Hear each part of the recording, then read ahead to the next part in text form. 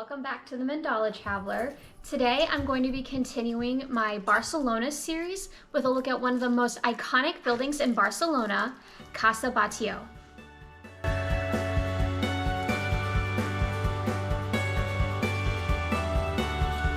Casa Batllo was built in the late 1800s on Passeig de Gràcia.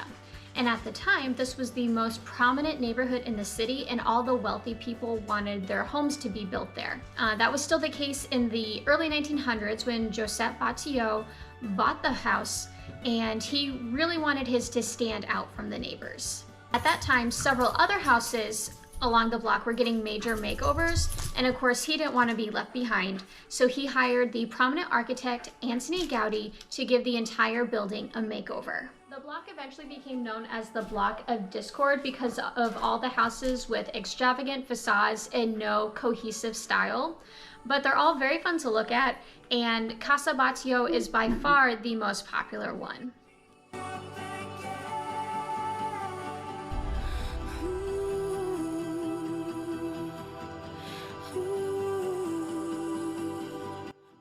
So what can you do at Casa Batllo? Well, at a bare minimum, every guest will be able to explore the building from top to bottom, including the living rooms, the rooftop, and the Gaudi cube at the bottom. But if you get a better ticket, you can get access to more rooms. We chose to get the gold ticket because it gave us a skip the line pass, and the line gets surprisingly long really fast. And it also gave us access to 3 additional rooms, including the furnished living quarters of the Batllo family that gave a really cool insight on what their life may have looked like.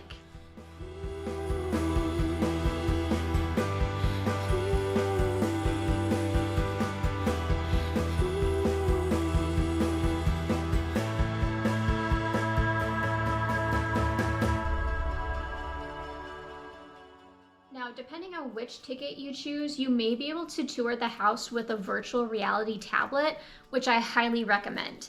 These tablets have audio guides with them that give you information about each room of the house as you enter, as well as the back garden and the rooftop. But they also let you interact with the rooms. You can hold them up, and as you look around, furniture will appear or the fireplace will come to life.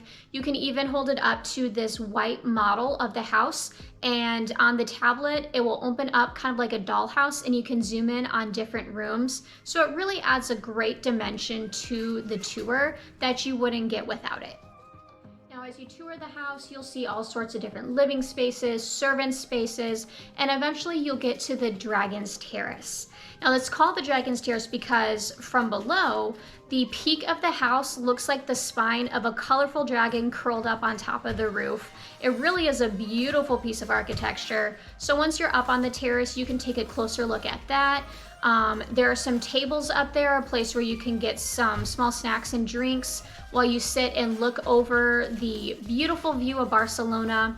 And you can also take a look at the unique chimneys that Gaudi designed up on the rooftop. They're covered in mosaics, and the style is very similar to those you'd find on the rooftop of Casa Mila as well. Toward the end of your tour, you'll get to enjoy a cool art exhibit that was built by a Japanese architect. It goes down several of the last flights of stairs toward the basement, and it's made with thousands of really tiny chains hung from the walls and the ceiling that create these rippling wave effects, and it makes the whole world seem kind of silver and black as you go down these last couple flights of stairs, and it's just a really cool way to enter into the final portion of your tour. Finally, your tour ends with a trip into the Gaudi Cube. Now, according to the website, this is the world's first true 360-degree tour, and it's really fun. You walk into this room, and there are screens on the floors, the walls, the ceilings, and it plays this little graphic presentation that gives you a glimpse into what Gaudi's mind may have looked like. It's got all these different pictures and cool, colorful, like waves and color patterns that just represent how his mind would have worked, and it's a really fun way to wrap up a tour after seeing how Gaudi's imagination actually played out in real life. All right, and that about sums it up. Thank you so much for joining me today to learn more about Casa Batllo.